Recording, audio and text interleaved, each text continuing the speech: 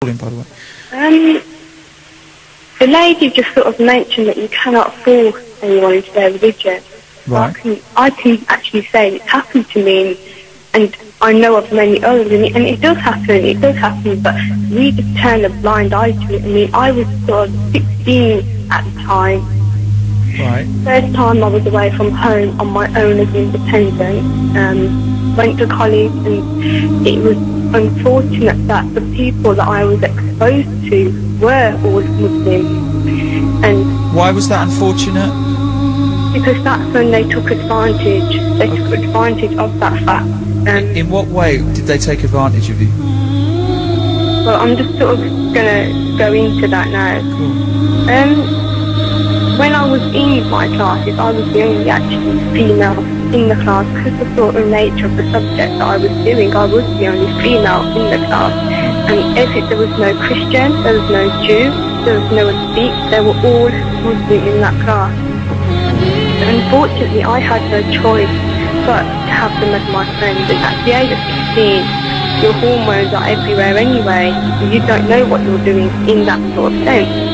So there was about, I would say, 3 of them who sort of, I would say at that time, became my close friends.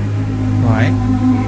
But it sort of took them 3 to 4 months to sort of become very good friends with me.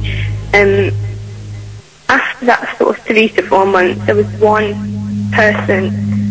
male in particular who would sit down with me, have long discussions regarding his faith and my faith at that time. He would sit down with me, tell me in regards to heaven and earth, heaven and hell, everything, and he would sit with me and tell me how. I can give you one example which still sort of taunts me to this day. He said to me, did you know in your religion that you can have sexual relations outside of husband and wife? And I said no.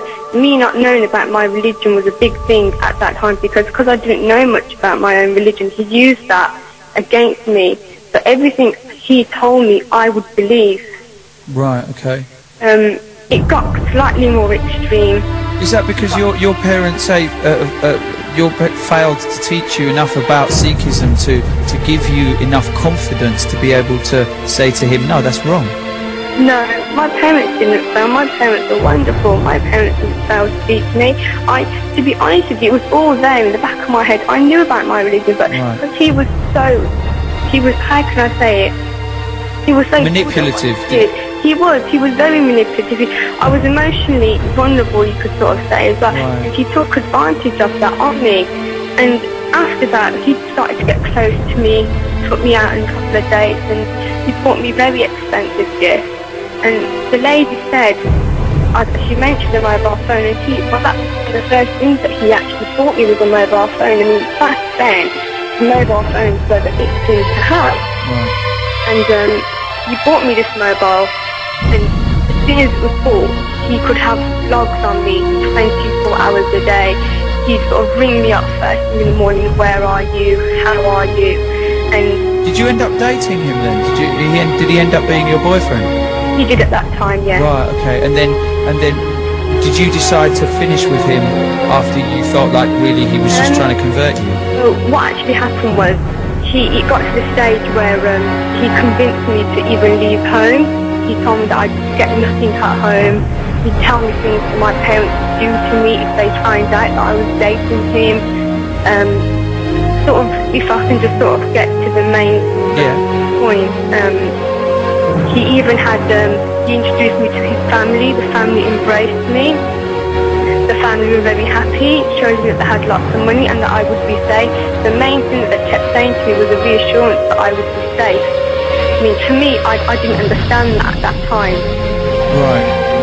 He then actually went on to say that, he said, calm. It was just kept pressure just kept coming on to me, calm, you need to leave home, it's never going to happen. And, he kept saying that, those lines to me, if you love me, you'll do it for me, if you love me, you'll do it for me. Right, okay. And when you're at that age, what does love mean? What is love? Right. But you didn't convert? all he kept saying was, "You've only got to sort." I don't think there was any ceremony, but he only said I had to repeat a couple of lines and I'd become a Muslim. Right. But, I mean, but you didn't do that. no. What happened was, I don't know to this day how this happened. There were some photographs taken at that time. Very intimate photographs were taken, and when I did leave home, my parents did try to contact me. That was used as a force of blackmail on me, that, you know, if I did speak to my parents, if I ever looked back... I mean, that's... okay.